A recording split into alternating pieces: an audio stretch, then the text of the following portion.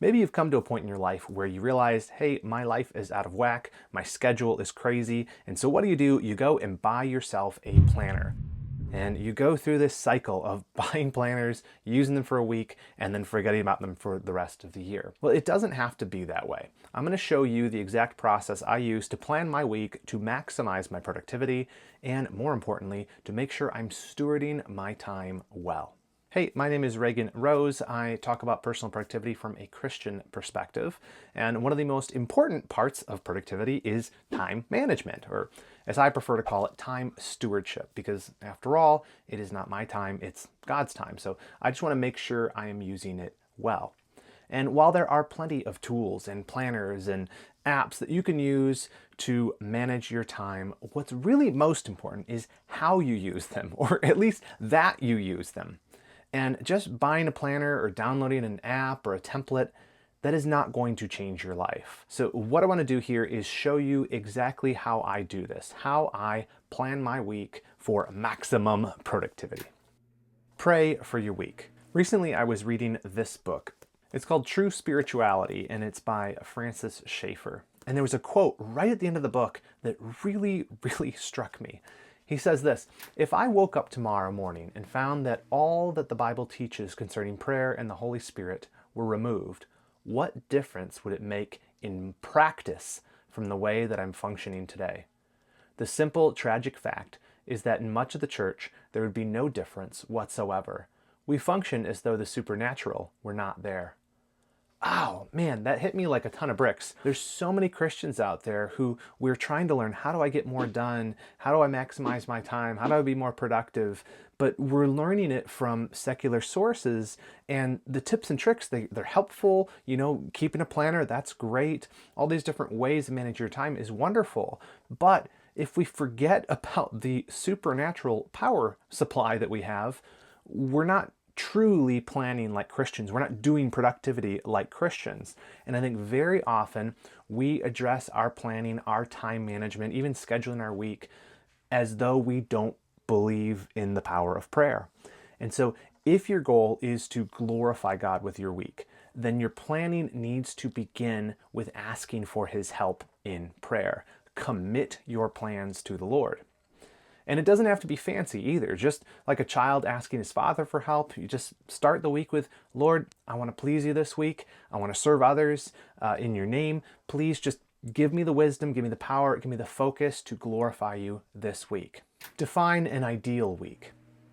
So do you remember back in school when your schedule was sort of set for you? You didn't have to think about when to go to class or when to do your homework or when to practice your sports. It was just set for you. You just have to show up, and your parents kind of breathing down your neck say, did you finish that yet? Did you do this? You didn't really need to manage your time. And this happens even early in our careers too. You have a boss, you punch in, you kind of have someone watching over you all the time. And so scheduling, planning your week, it's not that important. But as you get older, your schedule sort of falls more and more into your own power, right? In college, there's nobody breathing down your neck to remind you to study. And as you advance in your career, there's fewer and fewer people telling you what to do and when. This is why planning becomes necessary. And this sounds really nice. Oh, I have freedom in my schedule. But freedom can be paralyzing sometimes. It's a matter, though, of just recognizing if I don't set the schedule, no one else will. It's taking responsibility.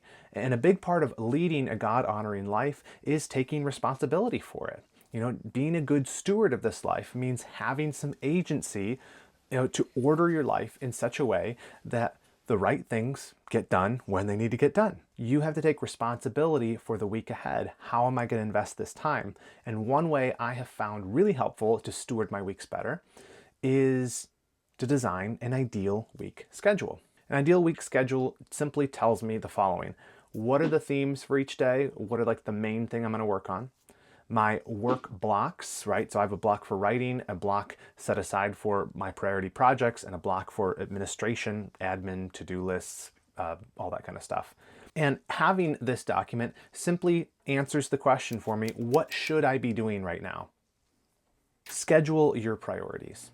There is a difference between hard work and productivity, right? It's not the same thing. You can work really, really hard on something, but not actually ever get something important done.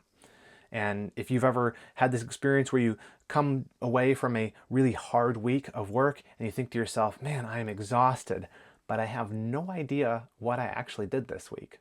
Well, then you know what I mean. And typically the reason you feel this way is because you know, even though you did a lot, you didn't do what was most important. You may have a huge stack of accomplished tasks, but none of them were the stuff you should have been doing. None of them really mattered. They weren't the priority. And if you want to work on your priorities, you have to plan for when you're going to work on them. So this is where you sort of put that ideal week schedule into action. When you're planning your week, what you're doing is you're picking what are the priorities for this week, and you're just plugging them into the corresponding block of time you set for yourself. This is my priority project. I'm going to work on this on Monday from this time to this time. By mapping your tasks to a set schedule, you enable yourself to get the most important stuff done. Now, and I know the objections to this is a lot of people say, yeah, I'm going to create this schedule. I'm going to say I'm going to do this on that date, but then I'm not actually going to do it. Well, let me try to help you with some mindset here. You have to treat your schedule like an appointment, as if there was someone else there. You don't just ghost someone for coffee when you had an appointment to do it. Why are you ghosting yourself?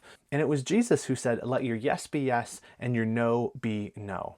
And he was making the point there about not making oaths, right? Like, I swear I will do this. Instead, he was saying, be a person of your word. Don't make an oath because you're somebody who simply does what they say they're going to do. You have integrity. Even with commitments that I've made to myself, I want to be the kind of person that when I say I'm working on this on Wednesday at this time, I am actually going to do it. I want to see keeping appointments with myself as an issue of integrity, as an issue of being a person of my word.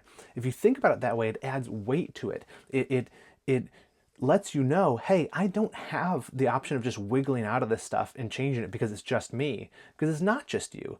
I don't want to train myself to be a person who doesn't follow through on what I said I was going to do, even if the only person I said it to was myself. The weekly shutdown. How you end your week is as important as how you begin it, and it sets you up for the success in the next week as well.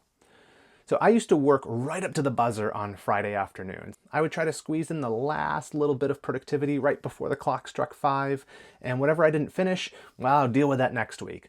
And so what happened was I'd be stopping in the middle of projects, stopping in the middle of tasks, and just leave a mess for myself the next week.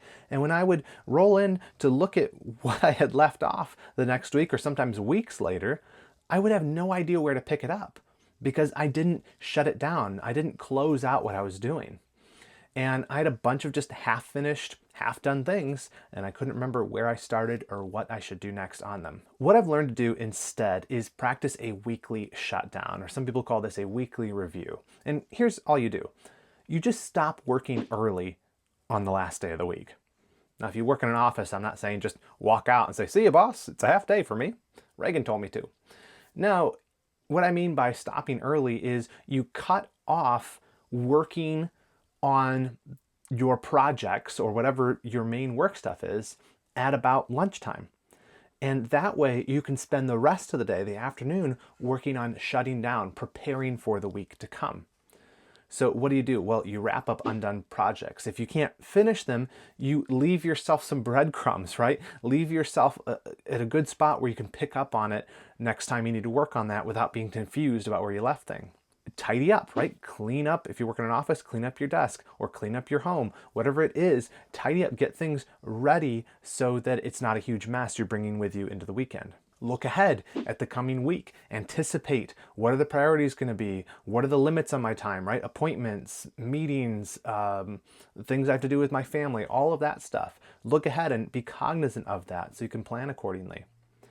Give thanks for another week, right? Just as at the beginning of the week, we prayed for the week ahead. Now it's the end of the week. We thank the Lord for the week that just passed. Thank Him for what you're able to accomplish. Repent of the places where you fell short, and just praise God that you get to be alive and you get to serve Him and steward your life. And when it's all done, you turn everything off, you close it all out, and you say, I'm done for the day.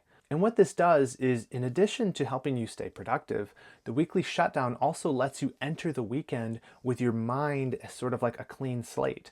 You aren't carrying all those open loops you had of undone work or half-finished projects. You don't have those all in your head for the weekend. And then you can actually use the weekend to, rest. Well, I hope those tips have been helpful for you as you are seeking to steward your week well for God's glory. I have linked to a couple of free resources in the description. There is my ideal week planner, which is like a Google sheet you can download, and also my morning routine planner guide, which you might find useful as well. I also have a course called Optimize Your Week that you can check out that helps you go super deep into this process of planning a weekly routine for yourself. You can get that, there's a link in the description, or it's also available if you become a member of our Redeeming Productivity Academy, where you can also get all my other courses, hang out with me on office hours calls, and much more. And by doing that, you also help support the channel. So check those things out, it's all in the description. And if you want more productivity from a Christian worldview, go ahead and subscribe, and Lord willing, I will see you next week.